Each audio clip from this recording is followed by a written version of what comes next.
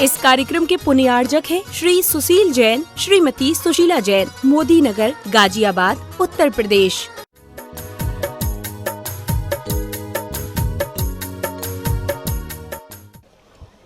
सभी श्रोतागण एवं जिज्ञासु पूज्य श्री को नमोस्तु करें।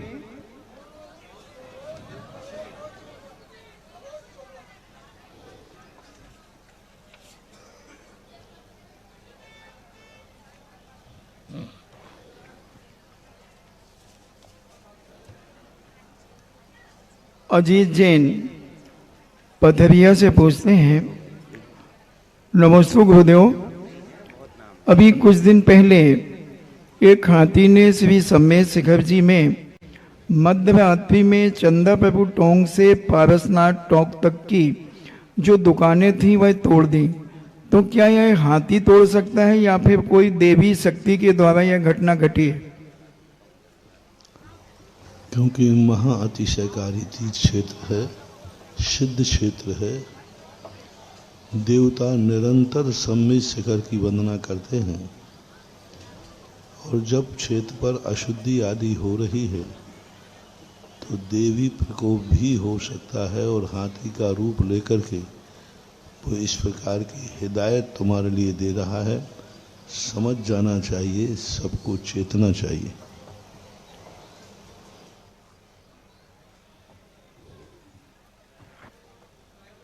दिनेश जैन सागर से पूछते हैं, नमोस्तु महाराज जी।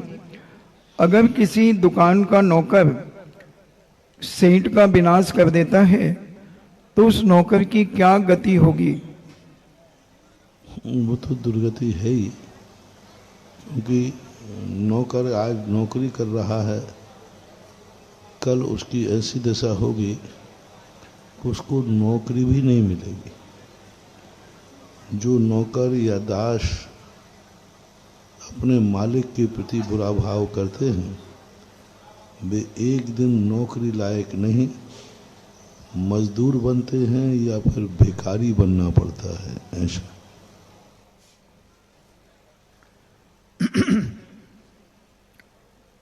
विभान जैन सागर से पूछते हैं, नमोस्तु महाराज जी। किस कर्म के उदय से जीवों का जन्म मिथ्या दृष्टि के कुलों में होता है? जो व्यक्ति धर्म की आसाधना करते हैं और कोई भी भय, स्नेह, मोह आदि के माध्यम से कुदेवों की आराधना करते हैं तो जैसी भावना होती है वैसा ही उनकी गति हो जाती है।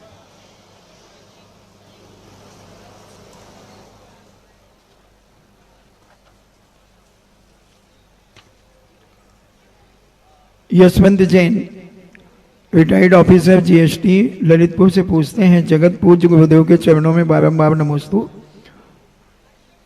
महाराज जी, क्या सभी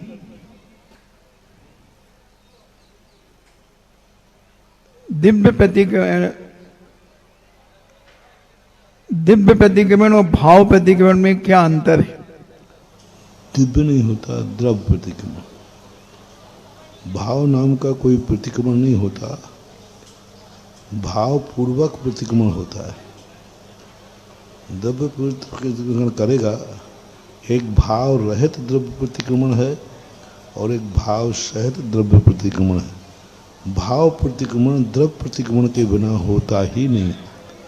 ना भाव प्रतिक्रमण होता है, ना भाव पूजा होती है, ना कुछ भी नहीं होता। हाँ, भाव सहित होती है, पूजा भी भाव सहित और द्रव्य जो आदि है वह भाव सहित जो करता है उसको लेना। डॉक्टर मगन जैन आष्टा से पूछते हैं, नमोस्तु गुरुदेव।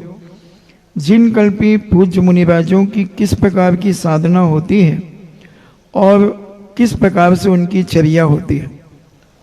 जिन कल्पी मुनिराज जो हैं उपेक्षा संयम वाले होते हैं, वो हमेशा प्रतिकार से रहित होते हैं। हर उपसर्ग परिचय का वो प्रतिकार न करते नहीं हैं और न करवाते हैं। जैसे जिनकल्पी सेठ सुकौशल, जिनकल्पी गजकुमार जम्मू कुमार, पार्श्वनाथ, ये सब जिन कल्पी कहलाते, ऐसा माना।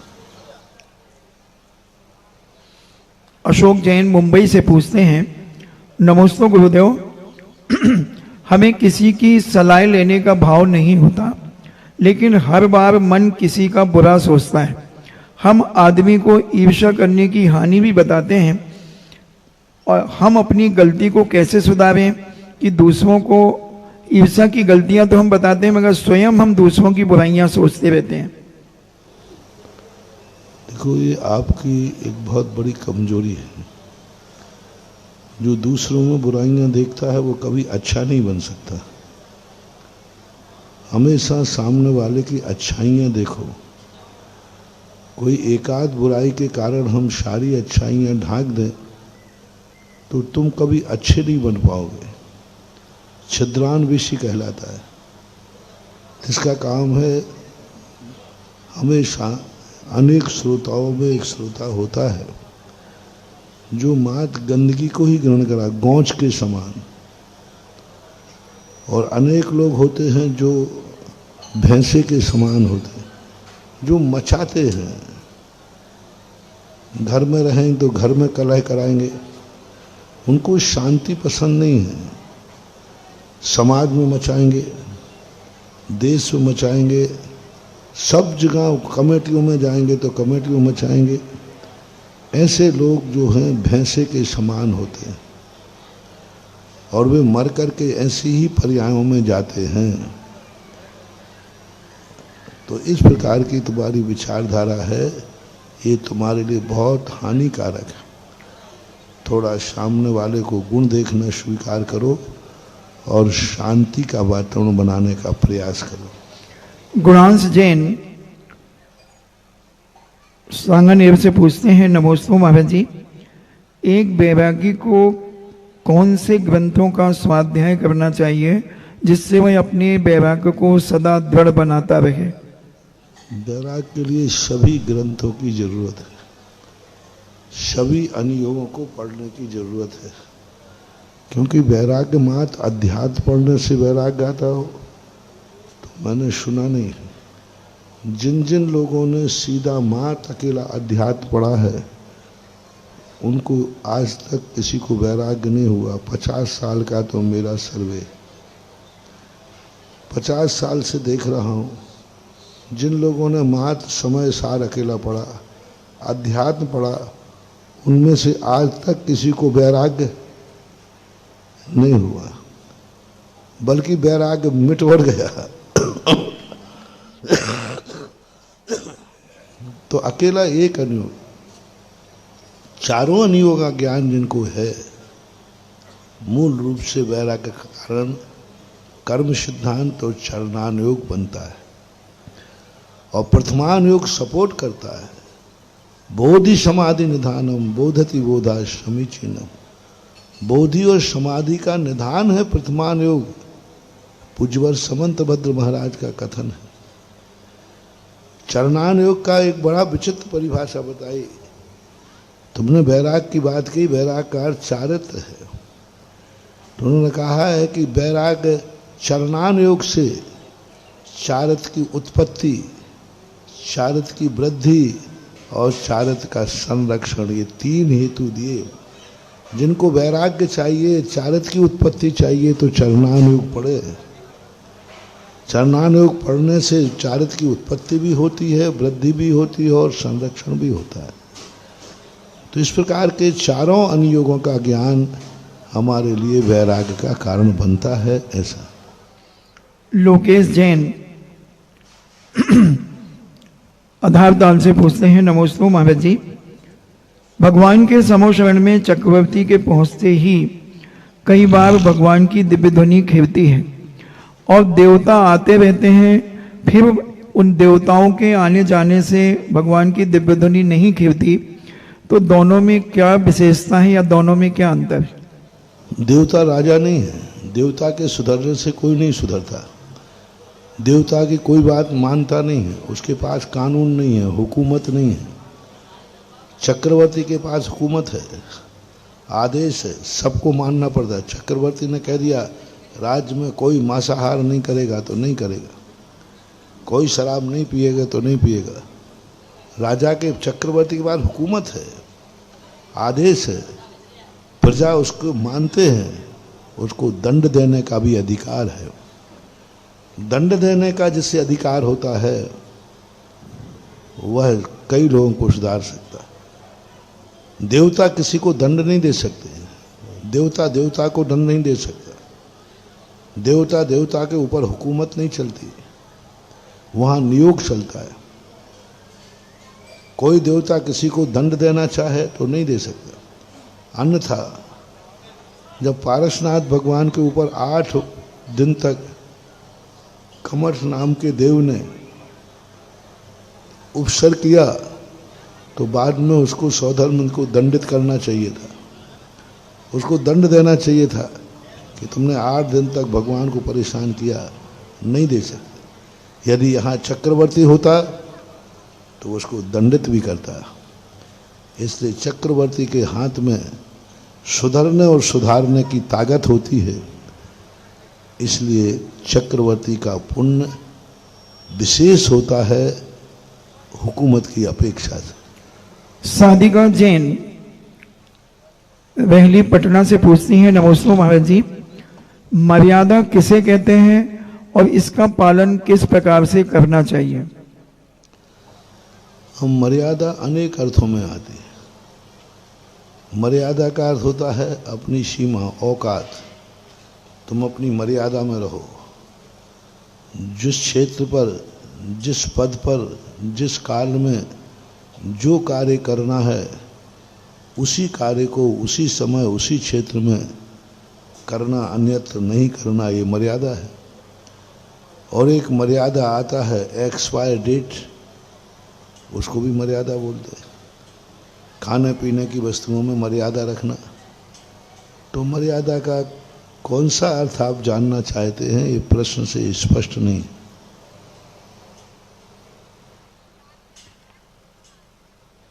साक्षी जैन नई दिल्ली से पूछती हैं, नमोस्तु गुरुदेव, पंच परावर्तन क्या होते हैं और ये किस प्रकार से पूर्ण होते हैं?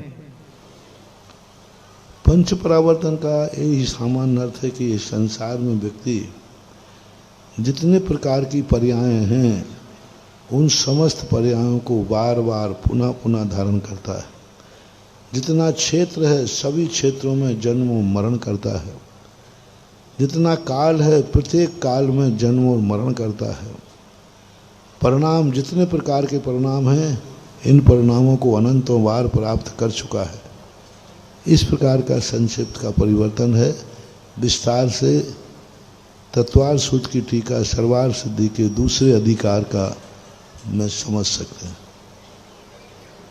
साधिका जैन अशोकनगर से पूछती हैं, नमोस्तु महाराज जी, कौन सा कर्म का उदय ऐसा होता है कि मालिक नौकर की गुलामी भी करता है और वेतन भी देता है? ऐसा दे तो हो नहीं सकता। वो जब होता है जब मालिक का कोई वीक पॉइंट नौकर के हाथ में होता है। मालिक की कोई ऐसी कमजोरी नौकर के हाथ में है कि मालिक को नौकर की गुलामी करना पड़ती है। तो मालिक कहीं ना कहीं से फ्रॉड है। कोई ना कोई उसकी नस नौकर के हाथ में है कि वो नौकर को वेतन भी देता है और गुलामी भी करता है। इसलिए हमेशा कहा गया है, नीति है ये, बड़ों का कोई भी वीक पॉइंट यदि छोटों को हाथ में आ जाए तो उसको वो छुपाएगा नहीं, उसको वो भंजाएगा, ब्लैक मेलिंग करेगा ही करेगा। छोटों के दोष बड़ों की दृष्टि में सदा रहते हैं, लेकिन वो ब्लैक मेलिंग नहीं करता। एक बेटे के दोष 1000 दोष पिता के पास रहते हैं, लेकिन पिता ब्लैक मेलिंग नहीं करता। लेकिन पिता का कोई दोष बेटे को आ जाए तो फिर बेटा सिर पर चढ़ के बोलता है, पापा। हाँ, इसी प्रकार शिष्य के कितने भी दोष गुरु के पास होते हैं, गुरु उनको सहिष्णुता के साथ छुपा के रखता है। लेकिन यदि शिष्य को गुरु का कोई दोष पता चल जाए तो ब्लैकमेलिंग करेगा। राजा में संबंध में यही नीति कही गई, प्रजा को राजा के कोई दोष पता चल जाए तो प्रजा पर राजा के काबू में नहीं आती, क्योंकि दोष है। तो ये अपने आप में एक पुण्यहीन का, कमजोर व्यक्ति का सबसे बड़ा शस्त्र है। बड़ों के दोष सामने आने पर उनको ब्लैकमेलिंग करना, उसको भंजाना, ये सबसे बड़ा दुर्गुण पुण्यहीन के पास होता है।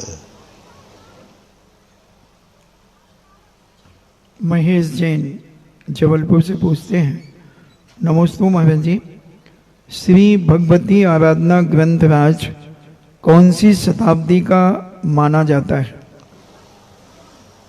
पहली शताब्दी का उत्तरार्ध और द्वितीय शताब्दी का प्रारंभ उस समय के शिवकोटि महाराज की स्थिति मानी गई है।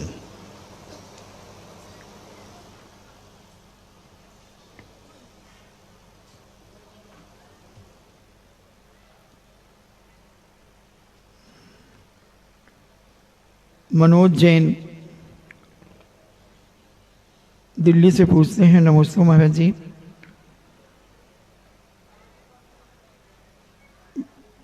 महाराज जी, किसी धर्मात्मा की दुर्गति ना हो ऐसा आपका आशीर्वाद चाहिए और हमें मार्गदर्शन दें कि किस प्रकार से हम आगे की तैयारी करें। धर्मात्मा और दुर्गति असंभव है,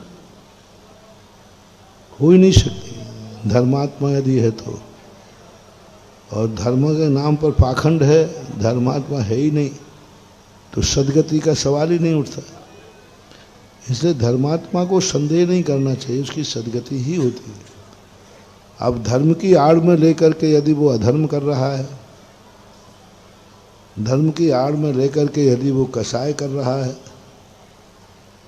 तो फिर उसकी दुर्गति को कोई रोक नहीं सकता, कहीं भी गिर के जा सकता है। धर्मात्मा यदि पतित हो जाए तो साथ में नरक भी प्राप्त कर सकता है। ऊपर से धर्मात्मा है, अंदर से गिर गया तो साथ में नरक की गति का भी बंद हो सकता है। योगेश जैन दिल्ली से पूछते हैं, नमस्ते महाराज जी, श्री लब्धिसार ग्रंथ में किस का वर्णन दिया गया है और कर्मकांड ग्रंथ में और लब्धिसार में क्या अंतर है? लब्धिसार में सम्यक दर्शन को 5 लब्धियों के माध्यम से समझाया गया। कैसे कैसे लब्धियों में अंतर घटना घटती है, कर्मों की क्या व्यवस्था बनती, परिणामों की क्या व्यवस्था बनती है। सम्यक दर्शन जब जीव प्राप्त करता है तो उस समय कर्म और अंतर के परिणाम किस किस प्रकार के होते हैं, कर्मों में क्या परिवर्तन होता है, स्थिति कांडक घात, अनुभाग कांडक घाट, उत्कर्षण, अपकर्षण, उदीर्णा, ये सारी की सारी चीज़ों को वहाँ बताया गया। कौन सा कर्म किस प्रकार की उदीर्णा को प्राप्त हो रहा है, और उस समय उनकी लब्धियों का वर्णन, और उन लब्धियों के माध्यम से वह धीरे धीरे आगे सम्यक दर्शन को प्राप्त करता है। तो ऐसा मानना चाहिए। बहुचर्चित जिज्ञासा समाधान में ऑनलाइन देखने वाले श्री जिनवाणी चैनल के माध्यम से, आदिनाथ चैनल, पुण्योदय, सुधा मंत्र आदि डिजिटल माध्यम से एवं प्रत्यक्ष सुधी श्रोताओं के ओर से पूज्य गुरुदेव के चरणों में बारंबार नमोस्तु करते हुए, गुरुदेव दिगंबर जैन संस्कारोदय तीर्थ अपनी चरम ऊंचाइयों पर बढ़ रहा है। आज थोड़ी सी आपने कहा कि भाषा बदल दो तो अपने आप सब ठीक होगा, और वास्तव में वो जादू कमाल कर गया। और आज काफी लोग जुड़कर अपने पुण्य का उन्होंने उपार्जन किया है। आज की जिज्ञासा समाधान में प्रथम जिज्ञासा के रूप में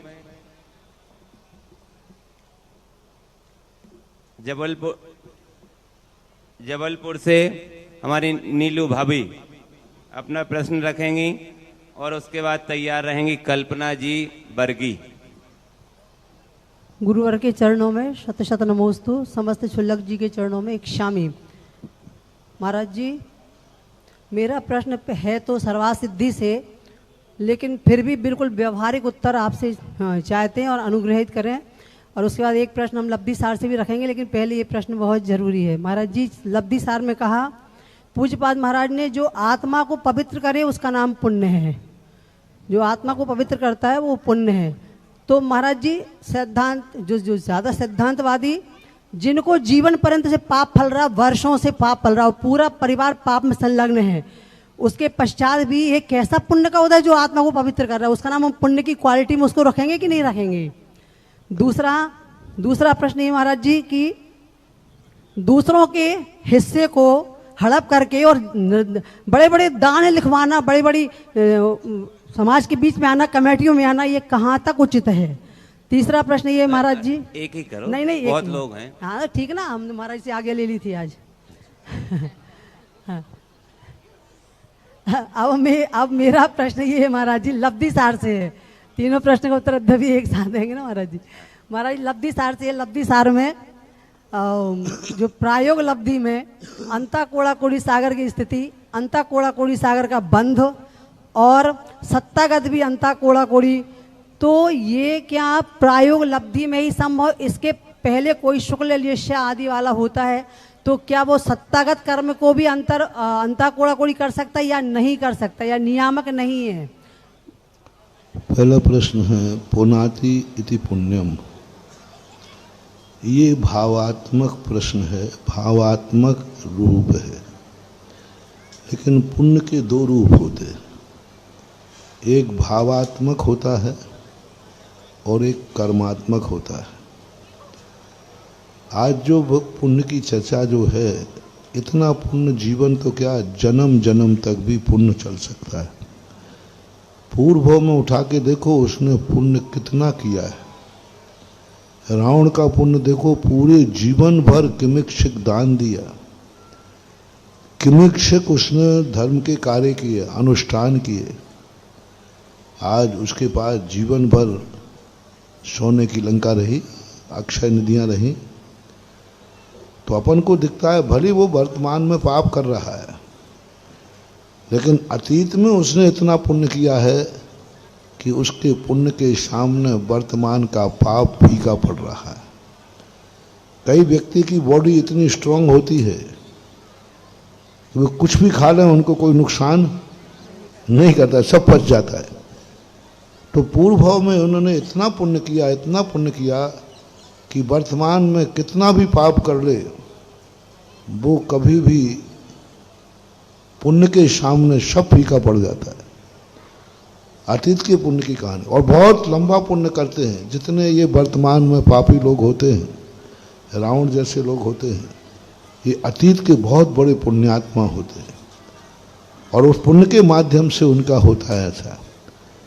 दूसरा बात है, जो जमीन जायदाद आदि हिस्से आदि हैं, ये सब एक ऐसी पारिवारिक विडंबना है जहाँ पर जिसके पास धन दौलत होता है, ये विसंवाद अनादिकाल से होते आए। जहाँ जहाँ मैं तो इसलिए कहता हूँ कि हर माता पिता को एक से अधिक बच्चे होने पर अपने सामने अपने हाथों से बंटवारा कर देना चाहिए। दो भाइयों को बंटवारा जब भी होगा, झगड़ा होगा ही होगा। भाई भाई कभी ईमानदारी से बंटवारा हो ही नहीं सकता, क्योंकि दोनों भाई बराबर के होते हैं। अच्छे पिता जो होते हैं वे अपने सामने ही अपने हाथों से सब कुछ बंटवारा करके जाते हैं, सब कुछ इकट्ठा कर देते हैं। फिर कहते भले आप इकट्ठे रहो, लेकिन संपत्ति आपकी इस प्रकार बटी रहती है। वे माता पिता मोह के कारण से, नहीं हम बेटों को अलग नहीं होने देंगे, हमारे जीते जी तो बंटवारा नहीं होना चाहिए। कई पिता लोग क्या कहते हैं, हमारे जीते, बेटा जब अलग की बात करते हैं ना तो कहते हमारे जीते जी नहीं, हम तो दोनों को इकट्ठा देखना चाहते हैं। हाँ तो तुम मरो, तुम्हारी लकड़ी नहीं जल पाएगी, उसके पहले ही सिर फूट जाएंगे। अरे चाहे बेटे लड़ें या ना लड़ें, जिंदगी भर इकट्ठे रहें, लेकिन हर माता पिता को अपने बेटों का बराबर बंटवारा करना चाहिए। तीर्थंकरों के संबंध में आया, तीर्थंकर जब वैराग्य को प्राप्त हो जाते हैं, ऋषभ देव को वैराग्य हुआ, वे तुरंत पालकी में बैठकर वनवास नहीं चले गए, राजगद्दी पे गए, राजा मीटिंग बुलाई, मीटिंग बुला करके सारे बेटों को अपने राज्य का बंटवारा किया, सबको बंटवारा किया, तब जाकर के दीक्षा ली है। इसलिए मैं तो कहता हूं कि चाहे वो कोई भी हो, पिता हो, मुखिया हो, यदि अनेक बेटे उनके दावेदार होते हैं तो उसका बंटवारा अपने आप पिता को अपना स्पष्ट कर देना चाहिए, तुम्हारा ये है, तुम्हारा ये है। ये पिताओं की गलती होती है, क्योंकि भाई भाई जब भी बैठेंगे एक दूसरे के प्रति सहानुभूति नहीं होती। एक दूसरे के प्रति जो पिता को बेटों के प्रति सहानुभूति आत्मीयता होती है, वो दो भाइयों में आत्मीयता होना बहुत कठिन हो जाता है, वहाँ अपनी अपनी पड़ जाती है। तो ऐसी अवस्थाएं बनना चाहिए। रही बात लब्धि सार की, दूसरा प्रश्न था हमारा जी, हिस्सा वगैरह रख कर हड़प करके और दान देना बड़े बड़े, ये कहाँ थे, इसका फल क्या हो गया, क्या उचित फल मिलेगा इसका? दान भिन्न चीज है और कर्म भिन्न चीज है। हमने कई बार कहा, एक डाकू डाका डालता है और डाका तो वो डालेगा ही, अब वो डाका डाल करके जंगलों में जाकर आदिवासियों की सहायता करता है। तो इसके संबंध में जो स्थितियां बनती हैं वो कर्म सिद्धांत से तो दोनों भिन्न भिन्न होती है। दान एक अलग चीज है। अब कैसे द्रव्य से दान किया, उस द्रव्य का दान के अनुसार उसकी परिणति बनती है कि वो किस रूप में उसने परिणाम किए, किस रूप में किया, इस संबंध में विचार करना चाहिए। और ये बहुत दीर्घ विचार है, क्योंकि एक पक्ष सुनकर के यह बात नहीं, सामने वाले ने किस प्रकार की स्थिति बनी, किस प्रकार की स्थिति हड़पी, किस प्रकार की हुआ, ये बहुत सारे बहस के विषय हैं। हम यही कहेंगे कि ये सब पिताओं की गलती है, उनको ये सब बंटवारे करना चाहिए थे, उन्होंने नहीं किए, उसका दुष्परिणाम है कि आज इस प्रकार के प्रश्न या समाज में बातें आती हैं। प्रायोग लब्धि का जो तीसरा प्रश्न है, वो सत्ता के और बंध के सभी कर्मों को अंता कोड़ा कोड़ी करता है। सत्ता में पूर्व में जितने भी कर्म बांधे हैं, सभी कर्म अंता कोड़ा कोड़ी को प्राप्त होते हैं, क्योंकि स्थिति कांडक और अनुभाग कांडक घात सत्ता कर्मों में ही होता है, उन्हीं में ही होता है। जो सत्ता में पूर्व में बांधे हुए कर्म है, उन्हीं का स्थिति कांडक और अनुभाग कांडक घात किया जाता है। और नवीन कर्म जो बन रहे हैं वो अंता कोड़ा कोड़ी से ज्यादा नहीं बनते। तो सत्तागत और नवीन कर्म, दोनों कर्म अंता कोड़ा कोड़ी प्रमाण होते हैं। ऐसा प्रश्न ये नहीं था, प्रश्न ये था कि प्रायोग लब्धि में तो ये कार्य नियम से कर रहा, लेकिन अन्य स्थान पर जब कषाय हो लेशा शुभ होती, तब भी क्या ये सत्तागत, उद्यागत और बंधगत तीनों व्यवस्था एक सी होती? क्या प्रश्न ये था? क्यों नहीं होती? प्रायोग लब्धि आदि के बिना भी स्थितियां कम होती हैं। जैसे एक इंद्रिय में है, विकलत्रय में है, असंगीपने में है, उस समय एक इंद्रिय जीवों में है, उस समय स्थितियां कम बन जाती हैं। सत्तागों का अपकर्षण उत्कर्षण उसमें होता है, कांडक घात नहीं होता। लेकिन अंता कोड़ा कोड़ी कर्म का बंध जो है मास सम्यक दृष्टि को ही होता है, सो बात नहीं है। अंता कोड़ा कोड़ी की सत्ता मास सम्यक दृष्टि की ही होती है, सो भी बात नहीं है। अन्य जीवों की भी होती है, अन्य जीव भी अपनी सत्ता को, बस उनके कांडक घात आदि नहीं होंगे, उनकी अंतरंग की व्यवस्था उत्कर्षण और अपकर्षण उदीर्णा आदि के माध्यम से उनकी स्थितियां भी कम पाई जाती हैं। ऐसा कल्पना जैन, वर्गी, सभी वर्गी वाले लगभग 50-60 लोग एक साथ खड़े हो जाएं और सभी लोग एक प्रश्न कर लें मिलके। हाँ चलो, दो कर, बस ज्यादा नहीं, दो, क्योंकि बहुत लोग हैं। हाँ जल्दी माइक दें। भगवान, गुरुवर के चरणों में सकल दिगंबर जैन समाज बरगी की ओर से गुरुवर के चरणों में बारंबार नमोस्तु नमोस्तु नमोस्तु। इच्छामि इच्छामि इच्छामि।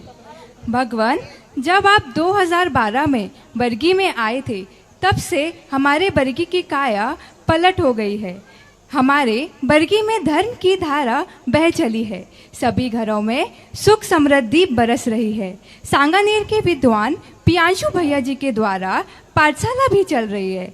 लेकिन भगवान, पता नहीं ऐसे कौन से कर्म का उदय चल रहा है कि हमारे बरगी में 24वें भगवान जी विराजमान नहीं हो पा रहे हैं।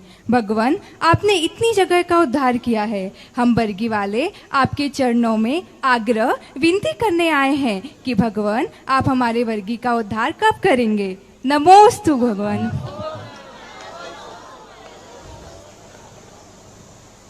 इस समय ऐसी स्थिति है, एक अनार और 100 बीमार, चारों तरफ के लोग चाह रहे हैं और चारों तरफ की भी भावना है। अब देखो, एक ही चीज में एक ही व्यक्ति तो कहां कहां पदयात्री जाएगा। कुछ ना कुछ तो बंटवारा करना ही पड़ेगा। जब हमारे आचार्य महाराज थे तब आचार्य महाराज की भी यही हालत होती थी। सभी लोग पंच कल्याण किसके सानिध्य में कराना चाहते थे। अब वो कहाँ कहाँ जाए, तो फिर वो बंटवारा कर देते कि एक तुम यहाँ जाओ, एक तुम वहाँ जाओ। एक स्थान का बिना नाम लिए बता देता हूँ कि हम लोग पहली बार स्थिति बनी, उनकी पूरी उम्मीद थी कि आचार्य श्री आएंगे और आचार्य श्री सानिध्य में करना चाहते थे। लेकिन आचार्य श्री सामने तो अनेक समस्याएं, उन्होंने जाकर के हम लोगों को कह दिया। अब कमेटी वाले बड़े नाराज, हमें चाहिए तो आचार्य श्री चाहिए, नहीं तो कोई नहीं चाहिए। अब हम लोग बैठे कि आचार्य श्री ने कह दिया तो जाने ही है, और लेकिन कमेटी कहती है कि मुझे तो आचार्य चाहिए, नहीं तो हमें नहीं चाहिए, हमें पंचकणक नहीं करना, हम पंडित से करा लेंगे, हम कोई से करा लेंगे। तो आचार्य श्री को हमने समाचार बोले तुम्हें समाज से क्या मतलब, मेरी आज्ञा है तुम वहां जाओ। अरे जाओ क्या, कोई श्रीफल तो चढ़ा देवे। एक ने भी श्रीफल नहीं चढ़ाया, मैं पास पहुंच गया और आचार्य जी कहते आगे बढ़ो। वहां गांव में पहुंच गए, कोई लेने नहीं आया, सब नाराज बैठे। पंडित जी थे शिखर चंद जी भिंड वाले, उन्होंने समाज को फटकारा कि भाई आचार्य श्री नहीं आए हैं तो क्या बात हो गई, आचार्य श्री की आज्ञा तो आई है। गुरु का आना और गुरु की आज्ञा आना, दोनों में गुरु से भी बड़ी गुरु की आज्ञा होती है। गुरु से बड़ी गुरु की आज्ञा होती, बहुत बड़ी होती है। गुरु की आज्ञा बहुत बड़ी होती है। अरे गुरु नहीं आए लेकिन गुरु की आज्ञा तो आई, और आज्ञा में भी उसका मूल कारण था कि हम लोगों को कोई संसार में कोई नहीं जानता था। हम उस समय गूंगे महाराज के नाम से जाने जाते थे। किसी से बोलना नहीं, किसी से चालना नहीं, संग में बैठना भी तो दीवार की तरफ मुंह करके बैठना, ना किसी का मुंह देखना, ना किसी को मुंह दिखाना। ये क्या करेंगे, ये क्या बोलेंगे। लेकिन ध्यान रखना, गूंगा व्यक्ति या तो बोलता नहीं है, और बोले तो फिर रुकता नहीं। और फिर जो प्रवचन हुए, पंचकल्याणक शानदार हुआ, और बाद में कमेटी ने क्षमा मांगी और आचार्य श्री के पास जाके बोले कोई बात नहीं, आप नहीं आए तो कोई बात नहीं, आपसे भी अच्छा काम हमारा आपकी आज्ञा ने कर दिया। तो ऐसे ही चारों तरफ के लोग कर रहे हैं। तो मैं कह रहा हूं थोड़ा बंटवारा करो, कुछ पंचकल्याणक, कुछ क्षेत्र दूसरे साधुओं से भी कराओ, मुझे खुशी होगी, मैं आशीर्वाद दे दूंगा। मैं बिल्कुल भी नाराज नहीं देता हूं। कोई भी व्यक्ति भले मंदिर मेरे आशीर्वाद से बना हो, चाहे भली मेरे निर्देशन में बना हो, लेकिन पंचकल्याण के भी दूसरा साधु कर देता है तो मुझे बिल्कुल नाराजगी नहीं, मैं तो बहुत खुश होता हूं कि चलो ये कर दिया। अब रही बात उपलब्धि की, तो कब कैसा क्या होता है, क्योंकि तुम्हें मात अपना गांव दिखता है और हमें सारा संसार दिखता है, फर्क इतना ही है, देखते हैं क्या होता है। जगत पूज्य जिन शासन के शेर मुनि पुंगव सदासागर महाराज के चरणों में सादर नमोस्तु नमोस्तु नमोस्तु। क्षुल्लक श्री के चरणों में इच्छामी इच्छामी इच्छामी। महाराज श्री, जैसा कि आपने अभी इस क्वेश्चन के उत्तर में भी बताया कि उन्हें सिर्फ आचार्य श्री विद्यासागर ही चाहिए थे, ऐसे हम लोगों का भी संकल्प है कि हमें श्री सुधासागर ही चाहिए। और महाराज जी, आप जब भेड़ाघाट में थे तब भी हमने जिज्ञासा है, प्रार्थना सभा नहीं है। आपका एक प्रश्न हो गया प्रार्थना का, सबके लिए आशीर्वाद बस। गुरुदेव भैया एक ही करो, आज बहुत नाम है। आपको एक मिल गया और एक प्रश्न में चार प्रश्न पूछे थे और चारों के उत्तर गुरुदेव ने दे दिए।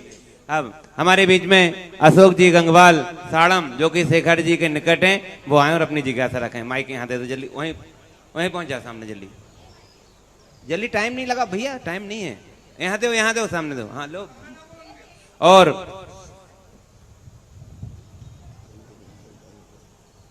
नमोस्तु महाराज श्री, नमोस्तु इच्छामी इच्छामी इच्छामी। महाराज श्री, मैं साड़म झारखंड शिखर जी के बगल से आया हूँ, मैं आपके दर्शन करने के लिए। महाराज श्री, मेरा प्रश्न ये है कि अगर एक श्रावक भगवान का दर्शन करता है तो क्या उसे अतिशय दिख सकता है?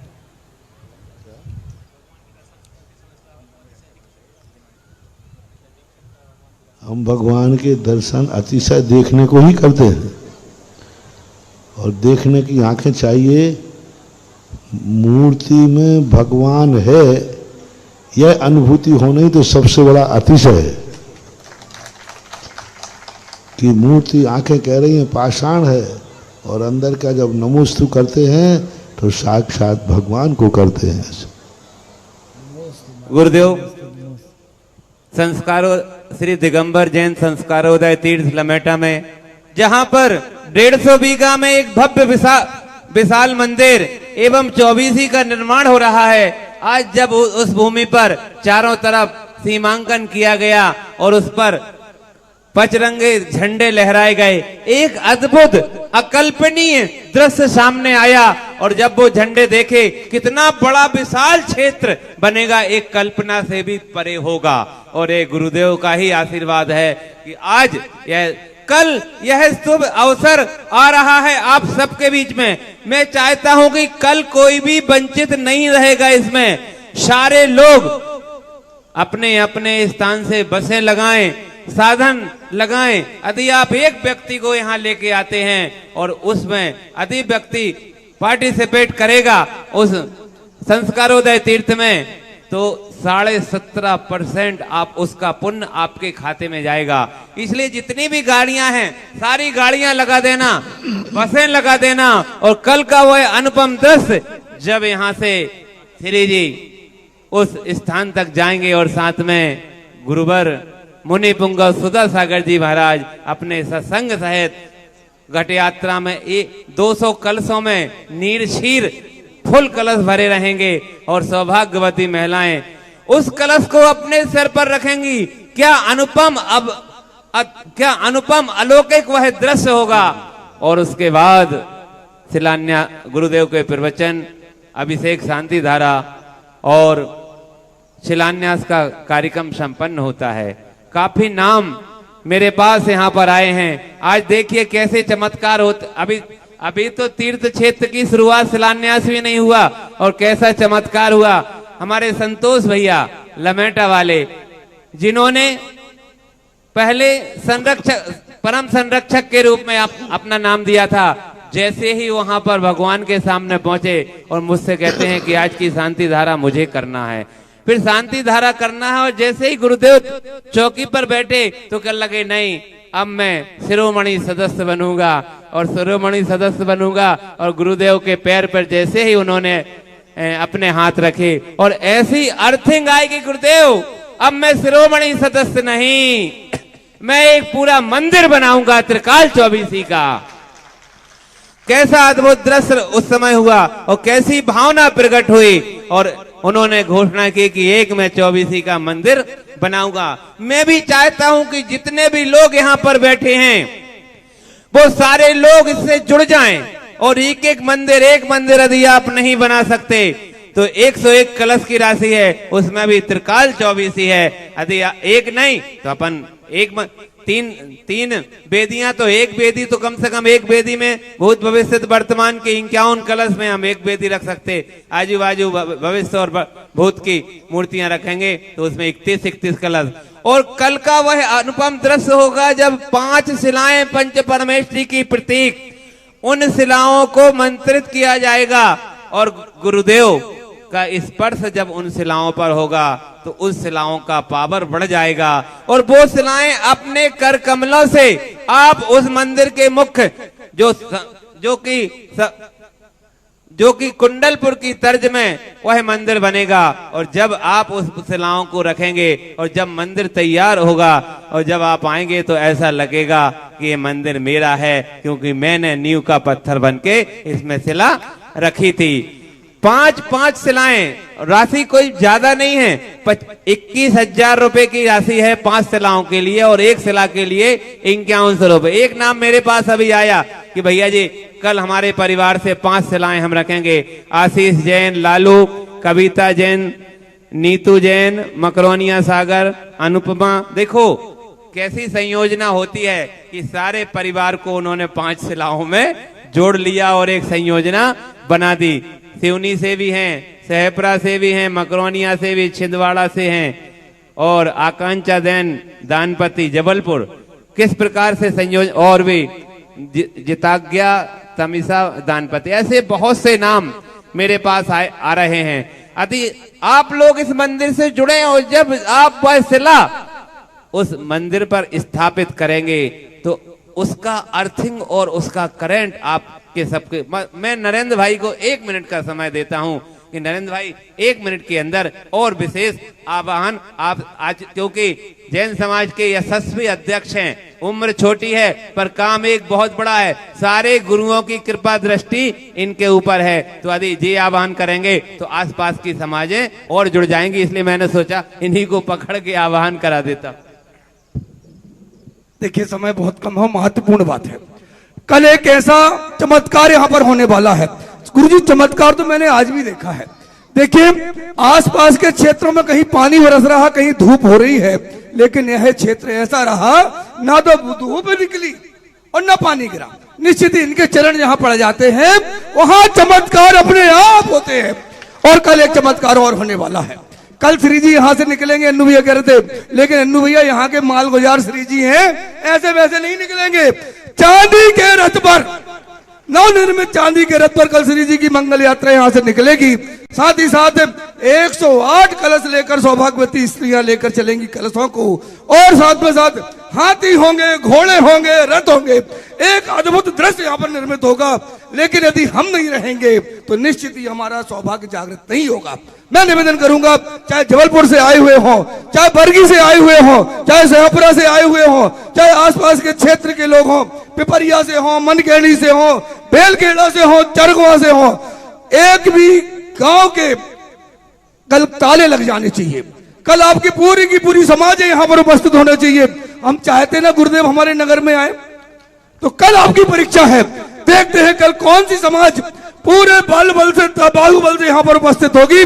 तो मैं विश्वास से कहता हूं गुरुदेव के चरण उसी दिशा में मुड़ जाएंगे। कल का दिन बहुत महत्वपूर्ण दिन है। कल एक भव्य विशाल घटी यात्रा, कलश यात्रा, शोभा यात्रा सब कुछ सम्मिलित होंगे।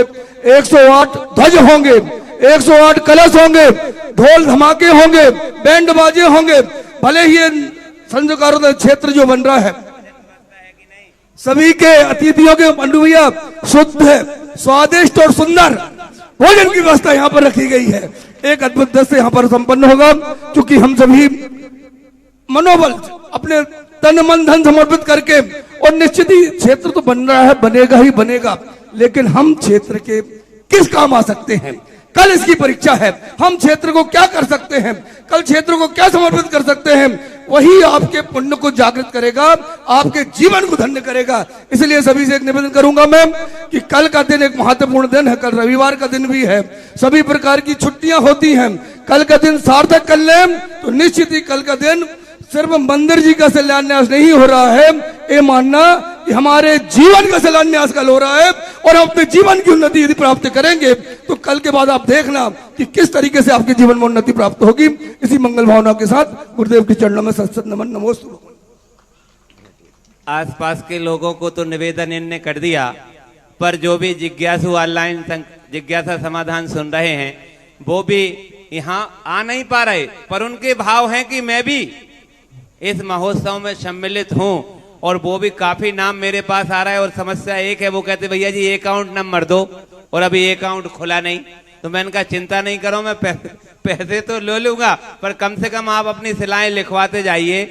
अभी ऑनलाइन जो भी व्यक्ति हैं, यदि चाहते जो भी व्यक्ति हैं वो इस मंदिर से जुड़ रहे हैं, मैं 2 नंबर दे रहा हूं, आप अपनी अपनी 5 सिला, 10 सिला, 25 सिला, 50 सिला, 100 सिला, 1500 जितनी भी सिलाएं आप बुक करना चाहें इन नंबरों से बुक करें। यदि आप आते हैं तो आपका स्वागत है, गुरुदेव का वरद हस्त आपके ऊपर रहेगा, और यदि आप यहां तक नहीं पहुंच पाते,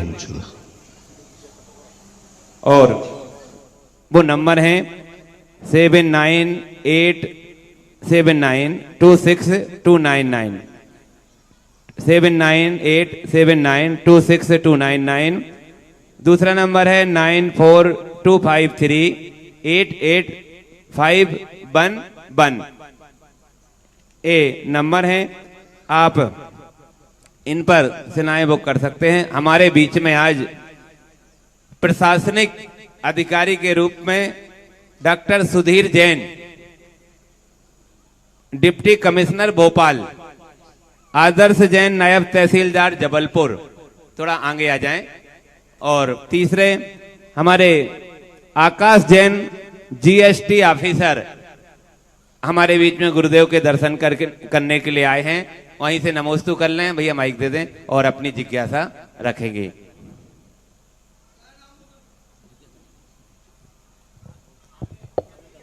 जिज्ञासा नहीं, अच्छा, बहुत बढ़िया। और हमारे बीच में मनोज जी खितौला, जो कि 2 क्षेत्रों को संभाले हुए हैं, और बहुत अच्छी व्यवस्था इन्होंने अभी की थी, गुरुदेव थे। मैं मनोज भाई से निवेदन करता, अपनी जिज्ञासा रखें। अतिशयकारी गुरुदेव के चरणों में बारंबार नमोस्तु नमोस्तु नमोस्तु, और छुल्लक जी के चरणों में इच्छामी इच्छामी इच्छामी। गुरुदेव, बहुत दिनों से मन उथल पुथल हो रहा था कि मैं जिज्ञासा पूछूं कि नहीं पूछूं, किंतु नहीं पूछता हूं। जब भी सुबह नींद खुलती है तो वह सवाल मेरे दिमाग में घूमता रहता है। मैंने उसका जवाब देना भी चाहा तो मेरी धर्म पत्नी बोली कि कीचड़ में पत्ता डालोगे तो उछट के अपने ऊपर ही आएगा, इसलिए तुम शांत रहो, तुम मत कुछ लिखो। किंतु गुरुदेव, वो पढ़ते पढ़ते इतना मन खिन्न हो गया, क्योंकि पहले वो अंग्रेज आए थे तो अंग्रेजों ने भी यही किया था कि फूट डालो और राज्य किया था। और अभी ये जो चल रहा है व्हाट्सएप में, ये भी समाज में फूट डालकर अपना एक ग्रुप विशेष बनाना चाहते हैं। जो अभी आपने बोला, वो भैंसासुर रूपी जो है वो एक ऐसा माहौल बनाना चाहते हैं, एक माहौल ऐसा तय कर रहे हैं कि समाज टूट जाए और समाज में बिगटा ना जाए। और गुरुदेव, उसके लिए उन्होंने मंच का नाम दिया है, जिस मंच के खिलाफ मैं कभी लिख नहीं सकता हूँ। वो मंच का नाम भी उन्होंने विद्यासागर, आचार्य विद्यासागर समय सागर प्रभावना मंच दिया है। जब गुरुदेव, उसमें तो कुछ लिख भी नहीं सकते, नहीं तो लिखने में हम लोग भी बहुत आगे हैं गुरुदेव, और हर चीज में आगे हैं, किंतु आपका जो हम लोगों को सदैव मार्गदर्शन मिला है, हम लोग कभी हिंसा नहीं चाहते। तो गुरुदेव, मैं आपसे जिज्ञासा के माध्यम से ये जानना चाहता हूँ कि इन लोगों से किस प्रकार से निपटा जाए। अभी इन्होंने बहुत पहले खूब चलाया प्रशस्ति के ऊपर, आपने एक दिन जिज्ञासा समाधान में उसका जवाब दिया तो वो आज तक लिखना भूल गए। आज तक कोई शब्द नहीं आए। अभी भी कुछ शब्द ऐसे लिख रहे हैं कि गुरुदेव हम आपके भक्त हैं, और जब हमारे गुरु के विषय में कोई गलत लिखता है तो हम लोगों को अभी खून खोल जाता है। तो गुरुदेव इस संदर्भ में बहुत मन विचलित है। तो मैं चाहता हूं कि क्या करें, या तो हम उस ग्रुप से बाहर हो जाएं या फिर उसमें हम क्या कर सकते हैं गुरुदेव, ये मेरी जिज्ञासा का समाधान करें, क्योंकि हम लोग भी सक्षम है। गुरुदेव नमोस्तु नमोस्तु नमोस्तु। देखो, ना तो हमारा कोई ग्रुप है और ना हम बाहर से चलाते हैं और ना बाहर से पढ़ते हैं। हमारा तो सारा भारत अखंड है और पूरी समाज हमारी है और हम पूरी समाज के। हम वार्षिकों को कभी पढ़ते भी नहीं हैं और भगवान करे पढ़ना भी नहीं पड़े। और मैं तो कहता हूँ अच्छे लोगों की बातें पढ़ो, अच्छे लोगों की बातें सुनो, गंदे लोगों की बातें पढ़ना सुनना जिससे मन में क्लेश हो। मैंने कहा था ना कि मैं बहुत ज्ञानी हूँ, मैं बहुत ज्ञानी हूँ क्योंकि मेरी बात दुश्मन बहुत अच्छी तरह सुनते हैं। और रही बात, दुश्मन इतने मूर्ख हैं कि उनकी बात को मैं कभी पढ़ता भी नहीं और सुनता भी नहीं। मेरे गुरु ने एक ही बात कही है कि बातचीत जो अनुग्रह से, सरलता से, सभ्यता से करे तो उसके साथ चर्चा करो। जो अशांति हो, जो जिहाद हो, जिसमें राग द्वेष हो, फाइटिंग हो, वहाँ दोष वादे चमोन्यम, मौन धारण करना ही समझदारी है। दुश्मन जितना उबलेगा उतना ही उबलने दो उसको, क्योंकि उसका उबाल ही उसके अपने आप के अंदर की नीयत को बताता है कि कहीं ना कहीं से वह अशांति का रूप है। और एक और बोलोगे तो वो दो बोलो, शांति तो होने वाली है नहीं। और शांति की बात होती है तो शांति अभी तक हो जाती और हो जाएगी। जिस दिन शांति की बात आएगी तो हो जाएगी। यहाँ तो झुकने की बात है, मिटने मिटाने की बात है, किसी को द्रोहित करने की बात है। तो ऐसी बातें होती नहीं। मेरे गुरु ने इस संबंध में एक ही आदेश दिया है कि तुम अपने आप को इस संबंध में से मौन रहो। और दोषवादे चमोन्यम की बात आचार्यों ने कही। और रही बात जो आप लोगों की है तो आप लोग जानो, आपका काम जाने। मेरा दायरा अलग है, तुम्हारा दायरा अलग है। ना मेरे पास इतना समय है और ना इतना अपने पास कुछ है। जो जहाँ जिस रूप में कोई शांति की बात ही होती है तो शांति की बात अलग होती है। शांति की बात वार्षिकों पर नहीं होती, शांति की बात चुनौती से नहीं होती, शांति की बात कोर्ट कचहरी से नहीं होती। शांति की बात एक आत्मीयता के साथ होती है। एक आत्मीय वात्सल्य हो, आत्मीयता हो, अपनापन हो, वहाँ शांति होती है। बाकी ये अपने आप कर्म किसी को छोड़ता नहीं। जब तक तेरे पुण्य का बीता नहीं करार, तब तक तुझको माफ है चाहे औगुन करे हजार। कर्म अपने आप ही सजा देता है। अज्ञानियों को, नकारात्मक सोच वालों को सजा हमें और आपको नहीं देना है। उनको सजा कर्म अपने आप देगा। और कर्म की सजा ऐसी होती है कि उस सजा के सामने फिर कोई आंसू पोंछने वाला भी नहीं मिलता। इसलिए अब इस संबंध में मैं से ज़्यादा मत बुलवाओ। जिस दिन बोलेंगे तो शायद आकाश में भी भूकंप आए, पृथ्वी पर नहीं। अभी ठीक है। ओम शांति। गुरुदेव गुरुवर के चरणों में बारंबार नमोस्तु नमोस्तु नमोस्तु। हे गुरुवर, बहोरीबंद तीर्थ क्षेत्र को आपने चमका दिया। मेरी एक जिज्ञासा है पूज्य गुरुवर, प्रथम पर्व आ रहा है शांतिनाथ भगवान के 3 कल्याणक का, जो कि आगामी 26 तारीख सोमवार को है। उसमें मस्तकाभिषेक कर रहे हैं। उस मस्तकाभिषेक महाराज जी प्रथम मस्तकाभिषेक पर्व का हो रहा है, तो पर्व के मस्तकाभिषेक का क्या महत्व होता है? भगवान के 3 कल्याणक पढ़ रहे हैं ना जी महाराज जी। भगवान के 3 कल्याणक का शांतिनाथ भगवान इस पूरे एरिया में बहोरीबंद के शांतिनाथ की प्रसिद्धि रही है, अतिशय रहा है। और शांतिनाथ भगवान का जो स्वरूप इस एरिया में, जबलपुर संभाग है ना, जबलपुर कटनी संभाग में इतने विशाल अतिशयकारी शांतिनाथ भगवान बहोरीबंद के माने जाते हैं। सभी लोग मिलकर के उनके 3 कल्याणक मनाएं, मेरा आशीर्वाद। नमोस्तु गुरुवर, नमोस्तु। आप लोगों के पुण्य से जिनवाणी चैनल ने 15 मिनट का समय और बढ़ा दिया है। गुरुदेव, शांतिनाथ भगवान के एक प्रतियोगिता पूज्य प्रसाद सागर जी महाराज के द्वारा आशीर्वाद से रखी गई है। सोमवार 26 मई को पाइए बम्पर पुरस्कार। प्रश्न तो यही था कि आपने उत्तर दे दिया। गुरुदेव, 25 मई को यूपीएससी लोक सेवा आयोग की परीक्षा है। इसमें आसपास से जैन समाज के 25 नौजवान इस परीक्षा में बैठ रहे हैं। वो चाहते हैं कि आपका ऐसा आशीर्वाद उनको मिले कि इस परीक्षा में वो सफल हो। 2 दिन से मेरे पास प्रश्न आ रहा था, तो मैंने कहा आज गुरुजी से पूछ ले। 25 तारीख को यूपीएससी की परीक्षा है, वो आशीर्वाद चाहते हैं। आशीर्वाद सबके। देखिए, हमारे बीच में विद्वत शास्त्री श्री प्रशांत जी जैन, जो कि बंबई से पधारे हैं और बंबई के आसपास के क्षेत्र को वो संभालते, लगभग 4 साल से वो आसपास शिविर लगा रहे हैं।